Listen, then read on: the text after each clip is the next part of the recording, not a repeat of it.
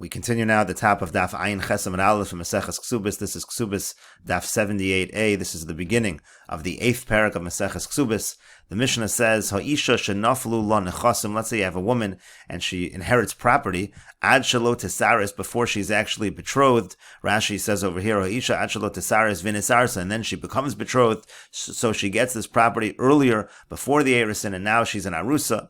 So Modim, Beis Shammai, or Beis Hillel, everybody agrees, Beis Shammai and Beis Hillel, they both agree, Shemocheres v'nosenes, she can sell the property, she can give away the property, v'kayim, and the transaction is good. Naflu la misha nesarsa. Now let's say this property comes to her after already the Erusin. So Beis Shammai omrim timkor. Beis Shammai say she's also allowed to sell the property. Beis Hillel omrim lo timkor, and Beis Hillel say that she's not allowed to sell the property. Rashi over here says Beis Shammai omrim timkor ba'oda arusa, meaning while she's still in arusa, she got the property while she was in arusa, and also she is selling the property while she's in arusa. So that is going to be allowed according to Beis Shammai. Aval misha tinase. But let's say again she got the property when she's in arusa, but now she's already married. Now she's already in nesua, so low. So then she's not allowed to sell it. Kiritani l'kamon. That's going to be taught later on. Ad shelo nisis v'nisis. That again, if she gets married, then already at that point in time, it's going to be problematic. And again, the Mishnah says, Beis Hillel omrim, Beis Hillel say, lo timkor, that she's not allowed to sell it in this situation. If she got the property as an arusa and she's an arusa, she's not allowed to sell. But elu ve'elu modim, but both Beis Shammai and Beis Hillel agree shemachra v'nosna kaim, that even in this situation, while she's an arusa, let's say she got it while she was an arusa and she's still an arusa, that if she does sell it, if she does give it away, then it's going to be a good transaction. And the Mishnah continues, Amar Rabbi Yehuda says, Amru Chachamim lifnei Rabban Gamliel. The Chachamim said in front of Rabban Gamliel as follows. They made the following argument. Hoel v'zacha b'isha, since when he does the Erusin, he merits in the woman, he gets a certain acquisition of the woman, so lo yizke b'nechasim, so shouldn't he also merit to have rights in the property? Rashi over here says, Hoel v'zacha b'isha shehi arusaso, if she's already become his arusa, so lo yizke b'nechasim, shouldn't he have rights over the property? And Rashi over here says, B'gemara mefarish, the Gemara will explain, ahai minayu kaimi, what case exactly are we going on over here? Alechatchila de Beis Shammai, we might be going on the fact that Beis Shammai say that in a case where she's an arusa, let's say it comes to her when she's an arusa, and she's an arusa, so she's allowed to sell even lechatchila, and in that case, Rabbi Yehuda is saying that the Chachamim argued she shouldn't be able to sell lechatchila. Oh, adiavad de Beis Hillel, or could be going on the b'diavad, meaning if she sells after the fact, according to Beis Hillel, if she got the property when she was an arusa, and she's still an arusa, so she's not allowed to sell, but if she does, it is a good transaction, and that might be the argument the Chachamim are making, and they're saying even after the fact, it should not be a good transaction because he was Zacha B'isha, so he should be Zacha B'nechasim. And so the Gemara continues, Amar Lahem, so he said back to them, meaning Rabbi Gamliel responded and said, Al HaChadoshim Anu Boshim, on the new property, meaning let's say as Rashi over here says, Al HaChadoshim Shenaflu La Mishanisis, let's say you have new property that came to her after she's already a married woman, so Anu Boshim, we're embarrassed over there. Ma'ro Chachamim Lomar, Mochra V'nosna Habal Motzim Yad Alakuchos, even over there to say that she's not allowed to sell, to say that if she sells, the husband's allowed to take it away from those who purchased it. Even that we're embarrassed about. That's what it's going to say later on in the Mishnah. So if we're embarrassed about that halacha that the husband has so many rights, so Elo Shatem and Megalgalim Aleinu Esa Yeshanim, and so now you're rolling on, you're saying even the older property, even the property she got before she was in a Nesua, even that property has the rights over, that would already be going too far. And the Mishnah now continues, Naflu La Mishanisis, let's say the property came to her after the Nesuin. So Elu ve'elu modim, then they both agree, like we just said earlier, Shemachra v'nosna, that if she does sell it or if she does give it away, Shahabal motzim yad halakuchos, then in that case again, the husband's allowed to take it from the lakuchos, the property already came to her after the marriage, and therefore the husband has these rights. Now, ad shelo nisis v'nisis, now let's say the property came to her before she was a married woman, but now already she's a married woman. Rashi over here says, ad shelo nisis kagon mishanitzarsa, maybe it came to her after the Erusin, or kodem l'kachar, maybe it came even earlier. V'achar kach nisis, but the point is now she's a married woman, so what would be the halacha in such a situation?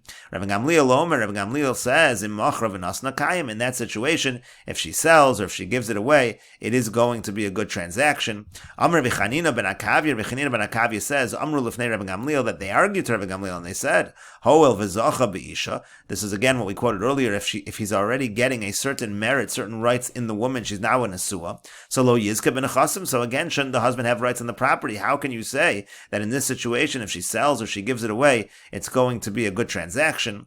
And so again, Amar lahem. So he said back to them, Al hachadoshim anuboshim, on the new property, we're already embarrassed how much power the husband has. Ela shatem megalgalin aleinu hayashanim. Now you're saying this is true even on the older property. Again, that will not make sense. Rashi over here says, Hachi Garsina Rabbi Gamliel Omer Machra v'Nasna Kayim. Again, in this situation, Rabbi Gamliel says if she sells it or if she gives it away, that's talking about a situation where she gets the property before she was married and now she's married, so then it is going to be a good transaction. They argued back, Hoel v'Zacha B'Isha Shenasa, since he gets a certain amount of rights with this woman when he marries her, and so then he argued back, Al Chadashim Shenaflu La Mishanisis, those things that came to her when she was already married, that already were embarrassed that he has this much control over. So the stuff, now you're going to say the old property as well. Again, that's going too far.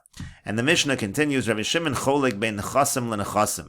Rabbi Shimon, he makes a distinction between different kinds of property. Nechasim hayeduin lebal. If you had property that was known to the husband, lo timkar, that property she shouldn't sell. V'machra v'nasna batal. And if she tries to sell it or give it away, it's not going to be a good transaction. However, she'einon yeduin lebal. Let's say it's property that the husband was not aware that she had that property. So lo timkar. So in that situation, she shouldn't sell it. However, v'machra v'nasna kaya. But if she does sell the property, if she does give it away, the transaction will be valid. And the Gemara says, Ma'ishna Reisha de lo pligi. What's the difference in the first case of the Mishnah, where the property came to her before the Erusin? There, Beis Hillel don't argue. There we say certainly she's allowed to sell. Or Ma'ishna Seifin. What's the difference in the later case in the Mishnah, where the property came to her after the Erusin? De pligi, there Beis Hillel argue, and they say that she's not allowed to sell. If she does, it's going to be okay. But lechatchila, she's not allowed to. So Amri Devei Rabbi Yanai, they said in the yeshiva of Rabbi Yanai, Reisha bizuchusa naflu. In the Reisha, in the first case, it came while she was in possession, so to speak, while she was in control, because she wasn't yet narusa. But Seifa bizuchuso naflu. But in the Seifa, it was already in his merit that it came. She was already narusa, and therefore he has the rights. But the Gemara says, in bizchuso naflu, if you're saying that it happened while he has the rights, so ki machar v'nasna ma'ikayim. So if that's the case, how come b'di'evid Beis Hillel agree that if she does sell, if she does give it away, it's going to be a good transaction? So rather, reisha vaday bizchuso naflu. What we really mean to say is that in the reisha, it certainly fell to her in her merit, but seifa. But in the later case, amor bizchuso. It could be hers, it could be his. So therefore, lechatchila lo timkor. So therefore, lechatchila she shouldn't sell, but in machra v'nasna kayam. But if she does sell, if she does give it away, it's going to be a valid transaction. Rashi over here says, Ma'ishna reisha de lo pligi harei nisarsa. She's already in arusa. Who cares when the property came? Umisham de naflu la kodem lachen hora kocha. Just because the property came to her earlier than that, so suddenly the husband loses his possession, his strength over the property. And the Gemara says, bizuchusa naflu. There it happened bizuchusa, meaning adayin lo hayazaka bishala. When it came to her, he didn't have any merits in her property. V'lo boel hiatzma. Therefore, it came only for her. But bizuchusa kvar zacha bo v'nechaseh. But if it already comes to her after the Erusin, so he's already gotten rights to the property.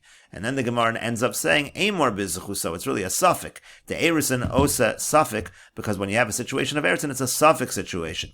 The Erusin osa suffix nisuin, shema tavo lidei nisuin, shema lo tavo. By a case of Erusin, we don't know if they're going to get married or not. There's maybe it will be a marriage, maybe it will not be a marriage, so therefore it is a suffix situation, and in a suffix situation, again, lechatchila, she shouldn't sell, but if she does, it's going to be effective. And the Gemara continues at the two dots. The Mishnah said, Amar Rabbi Yehuda says, Amru lifnei Rabbi Gamliel. They argued before Rabbi Gamliel, and they said, if the property came to her when she was on arusa, so he has rights in the wife, so he also should have rights in the property. And so the Gemara asks, like Rashi said before, they had the following question, Rabbi Yehuda lechatchila o adi'evid. What's Rabbi Yehuda going on? Is he going on the fact that according to Beis Shammai in this situation, lechatchila she can sell, and he's arguing that she shouldn't be able to? Or is he going on the fact that according to Beis Hillel, b'di'evid the sale is valid, and it really should not be valid? Rashi over here says, Iboilu hanach rabbanan da'amru lo lechatchila pligi. Are they arguing on the lechatchila halacha Beis Shammai? V'amri amay mocheres lechatchila leBeis Shammai. They're saying, why should she be allowed to sell lechatchila according according to Beis Shammai. Hoel v'zocha be'isha she'ir, so lo yizka ben achasel. Since he's already been zocha in the woman, there's an erisin over here, so he also should be zocha in the property. Aval adiev and moduka Beis Hillel, but let's say after the fact she sells, then it could be they're not even arguing. Everyone agrees like Beis Hillel that certainly it should be valid. Odil madiev and nami pligur. Maybe the argument over here in the Mishnah is even b'diev, and even if she sells after the fact. Uboy l'meimar machra batel. They're trying to say that if she does sell it, the sale is not going to be valid, and we'll continue with this discussion in the next video on Daf Ayin Ches Amud Beis.